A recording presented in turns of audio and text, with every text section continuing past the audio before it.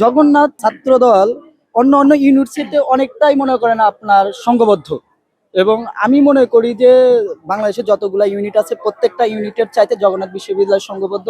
এখানে গ্রুপিং থাকে, প্রত্যেকটা ইউনিভার্সিটিতে বিভিন্ন গ্রুপিং থাকে, তবে এরা দলের প্রশ্নে, ছাত্র দলের সংগঠনের প্রশ্নে তখন আপোষহীন, এবং যদি সামনে যখন নির্বাচন হবে সবাই আপোষহীন ভাবে কাজ করবে ইনশাল্লাহ।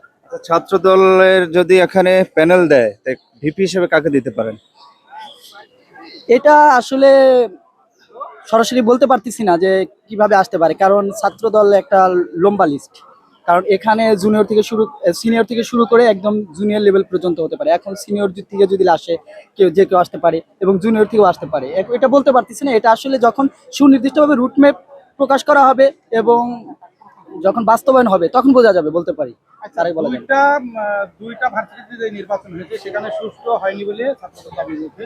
কারণ এই ভার্সিটিতে কি নির্বাচনে সুষ্ঠু হবে বলে মনে করেন আপনি? এখন দেখেন, আপনার যখন অনিয়ম হয়, যেমন আমরা 24-এ নির্বাচনে দেখছি বা 18 নির্বাচনে দেখছি, অনিয়ম তো শুধুমাত্র কোনো একটা নির্দিষ্ট অঞ্চল জুড়ে হয় নাই, অনিয়মটা কিন্তু সারা বাংলাদেশ জুড়ে হয়েছিল। এখন এখানে যে সুষ্ঠু হবে এটা বলতে পারিনি, এখানেও সন্দিহান। কারণ যেহেতু দুইটা নির্বাচন হইলো, দুইটা ছাত্র সংসদ নির্বাচন হলো, সেখানে আমরা দেখতে পেলাম যে বিভিন্ন ধরনের অনিয়ম নিয়ে প্রশ্ন আসছে, এবং দৃশ্যমান কিছু যেগুলো একজন দিবালোকের মতো সত্য, যে ওখানে আপনার মনে করেন কোনো একটা কারচুপি হয়েছে, তো এখানে কারচুপি হতে পারে, স্বাভাবিক। একটা দল কিভাবে কারচুপি করে, আর এখানে তো ওরা তো ক্ষমতায় নেই, কিভাবে ভাবছেন যে ওরা কারচুপি করতেছে সব জায়গায়? এখন দেখেন, একটা বিষয় কি, কারচুপি করার জন্য দলে থাকতে হয় বা না থাকতে হয়, আমি একটা উদাহরণের মাধ্যমে আপনি বুঝাই। দেখেন, এই যে বিভিন্ন ধরনের, যেমন রাস্তাঘাটে বিভিন্ন ধরনের সমস্যা হচ্ছে, ফেস হচ্ছে, এখন এগুলোর ব্লেম কিন্তু বিএনপি কেন্দ্রিক আসতেছে না। এখন আমি তো প্রশ্ন এখানেও করতে পারি, বিএনপি তো আপনার মনে করেন ক্ষমতায় নাই, বিএনপি কেন্দ্রিক কেন হচ্ছে, বা কোনো জায়গায় একটু চাঁদাবাজি হচ্ছে, বা যেই করুক, আর এটা যে কেউ করতে পারে। আমার কথা হচ্ছে, এটা তো কোনো দলের উপর আপনি চাপা দিতে পারেন না, তাহলে সেই দল তো আর আপনি সরকার পরিচালনা করতেছে না, তার মানে কি সরকার ব্যর্থ সেখানে। আর সেজন্য হয়তো মনে করেন যে দেশে একটা অনিয়ম হচ্ছে, তো প্রশাসনের ক্ষেত্রে যখন মনে করেন ছাত্র সংসদ নির্বাচনে বিভিন্ন ধরনের অনিয়ম কারচুপি হচ্ছে, সেখানে মনে করেন প্রশাসন কিছু করতে, প্রশাসন সেখানে ব্যর্থ। আমাদের যে প্রশাসনের যে ব্যবসার কথা আপনি বলছেন ডকুমেন্টেড না, কিন্তু চাঁদাবাজি কিন্তু আমরা ডকুমেন্টেড দেখছি যে আসলে স্পষ্টভাবে ছবি বের হচ্ছে, মানুষকে আসলে প্রাথমিক হত্যা করা হচ্ছে। যদি বলি এগুলো তো আসলে দেখা যাচ্ছে প্রকাশ্যে দেখা যাচ্ছে, কিন্তু সুস্পষ্ট অভিযোগ আমরা দেখিনি। আমরা জাহাঙ্গীরনগরে ছিলাম, আমরা কভার করেছি, কিন্তু ওখানেও তারা ছাত্রদল সুনির্দিষ্ট কোনো ব্যাখ্যা দেখাতে পারেনি। মুখে বলছে কিন্তু সুনির্দিষ্ট প্রমাণাদি দেখাতে পারেন। এই বিষয়টা আসলে কিভাবে দেখছেন? আচ্ছা, আপনি দেখেন, মানে 24-এ আসার পরে একটা বিষয় স্পষ্ট, যে আপনার বাংলাদেশের গণতান্ত্রিক যে রাজনৈতিক প্রেক্ষাপটটা টোটালি চেঞ্জ হয়ে গেছে। ঠিক আছে, এখানে যেমন পাথর মেরে মানুষ মারা, এটা আসলে যে দলেরই হোক বা যারাই করুক, এটা কেউ কাম্য না। ঠিক আছে, এটা কোনো মানুষের কাজই হতে পারে না, এটা একটা ঘৃণ্য কাজ। এটার জন্য এখান থেকে যদি মানে বিএনপির বা হচ্ছে ছাত্র দলে কেউ জড়িত থাকে, তাদের শাস্তি হবে, আমরাও শাস্তি চাই সেটা। আপনারা এই ক্যাম্পাস নিয়ে সুষ্ঠু নির্বাচন কতটুকু আশা করেন? এখন আমি বললাম, আচ্ছা, আপনি যোগ্য নির্বাচন যদি হবে কিনা সন্দিহান, আমি আবারও বলতেছি হবে কিনা সন্দিহান, কারণ প্রশাসন থেকে তেমন তৎপরতা দেখতেছি না। আমরা প্রায় 6 মাস ধরে আপনার মনে করেন যে আমরা বিভিন্ন আন্দোলন সংগ্রাম করে যাচ্ছি, এবং অবস্থান কর্মসূচি করে যাচ্ছি, বিভিন্ন ছাত্র সংগঠনের সবাই ভাই ব্রাদার মিলে, সাধারণ শিক্ষার্থী মিলে আমরা করে যাচ্ছি, কিন্তু দেখা যাচ্ছে যে এটা হচ্ছে না। এখন যদি হয়, তবে আমরা আশাবাদী এখানে সুষ্ঠু নির্বাচন হবে ইনশাল্লাহ, সেই জন্য তো আমরা চাচ্ছি। যদি আমরা জানতাম যে এখানে কারচুপি হবে, তাহলে তো অবশ্যই চাইতাম না। আপনারা সবার সর্বপ্রথম 12 আগস্টে 5 দফা লিখিত দিয়েছেন। আপনি কি জগন্নাথের স্টুডেন্ট? জি, আমি জগন্নাথ বিশ্ববিদ্যালয়ের শিক্ষার্থী। আচ্ছা, এই যে যকসুতে একটি নির্বাচন হতে যাচ্ছে অনেক বছর পরে, এটা শুনে আপনার অনুভূতি কি? আমি আনন্দিত। জগন্নাথ বিশ্ববিদ্যালয় 2005 সালে বিশ্ববিদ্যালয়ে উন্নীত হওয়ার পরেও এখন পর্যন্ত কোনো ধরনের ছাত্র সংসদ নির্বাচন পায়নি।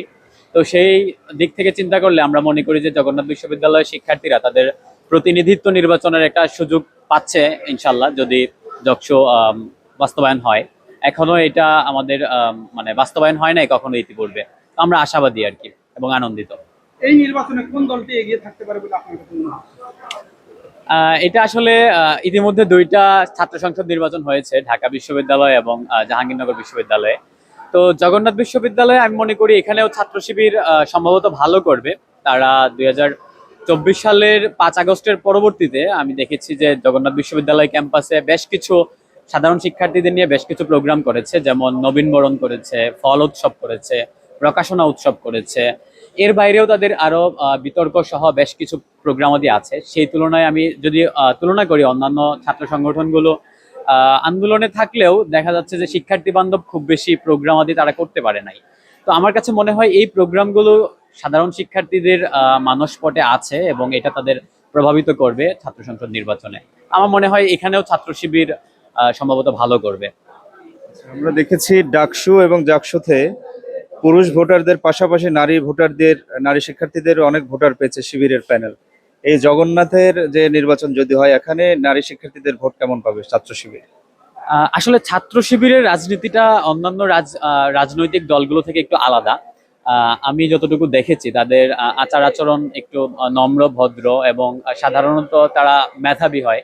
আমাদের জগন্নাথ বিশ্ববিদ্যালয়ের একজন ভাই ছাত্র শিবিরের, যিনি দাওয়া সম্পাদক ছিলেন, আরিফুল ইসলাম, উনি সম্প্রতি মিশরের আল আজহার ইউনিভার্সিটি থেকে স্কলারশিপ পেয়েছেন ফুল ফান্ডেড। এছাড়াও অন্যান্য যারা আছে তারাও খুবই মেধাবী স্টুডেন্ট, সিজিপিএ বা অন্যান্য ক্লাস অ্যাক্টিভিটিতে খুব ভালো। তো এই দিকগুলো আসলে শিক্ষার্থীদের আকৃষ্ট করে। আর নারী ভোটারদের ক্ষেত্রে আমার কাছে যেটা মনে হয়, যেটা প্রভাবিত করে, সেটা হচ্ছে যে তারা নারী বান্ধব কিনা, নারীদেরকে সম্মান করে কিনা। তো আমরা দেখেছি যে ডাকসু এবং জাকসু নির্বাচনের আগে সোশ্যাল মিডিয়াতে বেশ কিছু প্রচারণা ছিল যে ছাত্র শিবিরের ছেলেরা হয়তো ভোট পাবে না নারীদের, কারণ পর্দা বা বিভিন্ন ইস্যুতে নারীদের হয়তো ভোট পাবে না। কিন্তু আমরা দেখেছি যে নির্বাচনে ফলাফল উল্টো এসেছে। জগন্নাথ বিশ্ববিদ্যালয়ে তার ব্যতিক্রম হবে না বলে আমার মনে হয়, কারণ ছাত্র শিবিরের ছেলেরা নারীদেরকে, আমার দেখা মতে এখনো পর্যন্ত তাদের বিরুদ্ধে কোনো ধর্ষণের অভিযোগ নেই। ক্যাম্পাসেও কেউ তাদের বিরুদ্ধে কোনো ধরনের সেক্সুয়াল হ্যারাসমেন্ট বা এই ধরনের কোনো ইস্যুতে তাদেরকে জড়িত পাওয়া যায় নাই। তো এই ইস্যুগুলো আসলে ভোটারদের কে প্রভাবিত করবে বলে আমার মনে হয়। আর তাদের যে শিক্ষার্থী বান্ধব রাজনীতি, সেই জিনিসটাও তাদেরকে আকৃষ্ট করবে বলে আমার মনে হয়।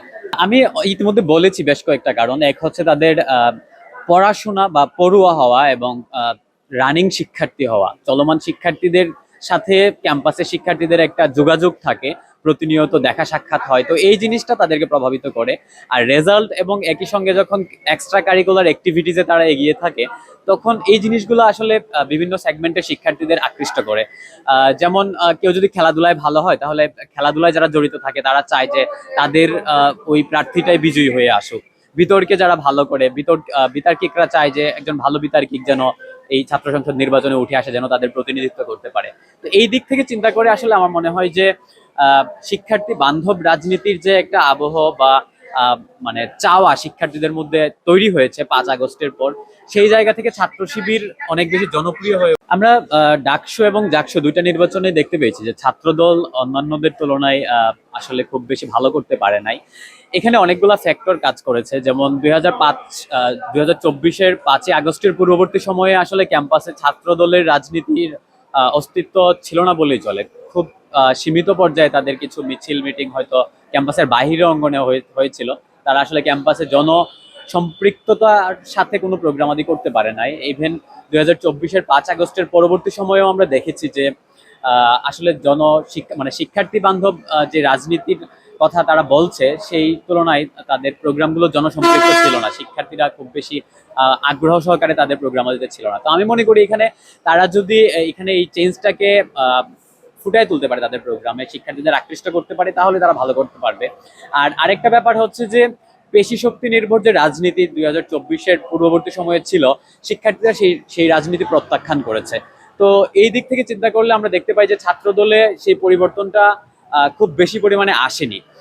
সেই জায়গায় বাকশাস, যেটা গণতান্ত্রিক ছাত্র সংসদ এবং অন্যান্য ছাত্র অধিকার পরিষদ, সমাজতান্ত্রিক ছাত্র ফ্রন্টের মধ্যেও কিছুটা পরিবর্তন এসেছে। তো ছাত্র দলকে আমি মনে করি যে তারা যদি এই পরিবর্তনের সাথে নিজেদেরকে খাপ খাইয়ে নিতে পারে, আরো রাজনীতিটাকে আরো শিক্ষার্থী বান্ধব করে তুলতে পারে, রানিং শিক্ষার্থীদেরকে দিয়ে কমিটি দেওয়াতে পারে এবং সেই কমিটিকে কার্যকরী রাখতে পারে, তাহলেই কেবল আমার মনে হয় যে শিক্ষার্থীদের একটা ভালো ম্যান্ডেট তারা পেতে পারে। কিন্তু সাবেক শিক্ষার্থী যাদের ছাত্রত্ব শেষ, অনেক ক্ষেত্রে এমন দেখা যাচ্ছে যে তাদের ছাত্রত্ব অনেক আগেই শেষ, কিন্তু তারা এখনো ক্যাম্পাসে রাজনীতি করছে। তো এই ধরনের পলিটিক্স আসলে শিক্ষার্থীরা পছন্দ করেন না। আমার কাছে মনে হয় যে শিক্ষার্থীরা তাদেরকেই বেছে নিবে যারা তাদের সহপাঠী এবং বিশ্ববিদ্যালয়ের রানিং শিক্ষার্থী। আমি মনে করি ছাত্রদলের কমিটিগুলোকে পুনরায় সাজানোর সময় এসেছে। ছাত্রদল এটা ভাবতে পারে যে কিভাবে আরো শিক্ষার্থী বান্ধব রাজনীতি করা যায়। এই দিকগুলা আশা করি ছাত্রদল কভার করবে। আমার মনে হয় যেহেতু 5ই আগস্টের পূর্ববর্তী সময়গুলোতে অনেকগুলো ছাত্র সংগঠন আমরা বুঝি না আসলে আর তারা কেমন ছাত্র বান্ধব, কিন্তু আমার মনে হয় যারা 5ই আগস্টের পরে আর কি ছাত্র বান্ধব কাজ করছে, ছাত্রদের পাশে ছিল যে কোনো বিপদে, ছাত্রদের যে সুযোগ সুবিধামূলক যে প্রোগ্রামগুলো যারা করছে তারাই হয়তো কি জিতবে বলে আমার মনে হয় আর কি। আমার মনে হয় এখানে জাকসু আর হচ্ছে ডাকসুতে আর কি তাদের যে ইনক্লুসিভ একটা প্যানেল আর হচ্ছে প্যানেল, আর একটা হচ্ছে তাদের যে প্যানেলের যে প্রার্থী যারা ছিল তাদের যে এক্সিলেন্ট যে রেজাল্টটা ছিল, এক্সিলেন্ট রেজাল্টের পাশাপাশি তাদের যে হচ্ছে কোয়ালিটি, সব কোয়ালিটি আর হচ্ছে তারা 5ই আগস্টের পরবর্তী সময় থেকে ছাত্রদের পাশে ছিল, এই কারণে হয়তো ছাত্ররা তাদেরকে কি সাপোর্ট দিছে আর কি। আমার মনে হয় অন্য কোনো সংগঠন যদি সেটা বাকসাস হতে পারে, এনসিপি হতে পারে অথবা ছাত্রদল হতে পারে, তারা যদি পাশে থাকতে পারতো অথবা পরবর্তী যে সময়টা আসতেছে আগামী 1 বছর যদি তারা কি ছাত্রদের পাশে থাকে তাহলে আমার মনে হয় তারাও কি জিততে পারবে। ডাকসুতে কি ওরকম অবস্থানে আছে কিনা শিবির? শিবির অনেকগুলো প্রোগ্রাম করেছে, যেমন হচ্ছে 5ই আগস্টের পরে আমরা দেখেছি পূর্ববর্তী সময়তে খুব কমই দেখেছি আমি তাদেরকে ক্যাম্পাসে খুব একটা তাদের অ্যাক্টিভিটিস ছিল না, হয়তো হিডেন ছিল এমন কিছু, কিন্তু পরবর্তী সময়তে যেটা দেখছি তারা যেমন বিশাল একটা ফল উৎসব করছে আর কি, যেখানে ছেলে মেয়ে সবাই হচ্ছে কি ভালো একটা এঙ্গেজমেন্ট ছিল। তারপর হচ্ছে তারা প্রকাশন উৎসব করছে যেখানে তারা ছাত্রদেরকে ফ্রি বইগুলো কি বিতরণ করেছে। তারপর তারা যেখানে হচ্ছে নবীন বরণ উৎসব করছে আর কি, আমাদের 20 বেচে যারা স্টুডেন্ট ছিল, ফার্স্ট ইয়ারের স্টুডেন্ট, তাদের নিয়ে ওখানে মির্জা গালিবকে নিয়ে আসছিল, যিনি হচ্ছে বিশ্ববিখ্যাত একজন প্রফেসর আর কি, ওনারকে দিয়ে নবীন বরণ করছে। কিছুদিন আগেও দেখছি হচ্ছে তারা একটা মেডিকেল ক্যাম্প করছে আর কি, সাইকো সোশ্যাল মেডিকেল ক্যাম্প, যেখানে হচ্ছে প্রত্যেকের ফ্রি সার্ভিস দিয়েছিল আর কি মেডিকেল ক্যাম্পে। এই সমস্ত কাজগুলো করার মাধ্যমে তারা মোটামুটি ছাত্রদের পাশে ছিল আর কি। আমার মনে হয় যারা এই কাজগুলো করছে তারাই হয়তো যোগসূত্রে জিতবে বলে আমার মনে হয় আর কি। তারপরে ভোটের একটা ব্যাপার স্যাপার আছে, যদি সে কি হয় ভোট হওয়ার পর কি হয় সেটা তো পরের বিষয় আর কি।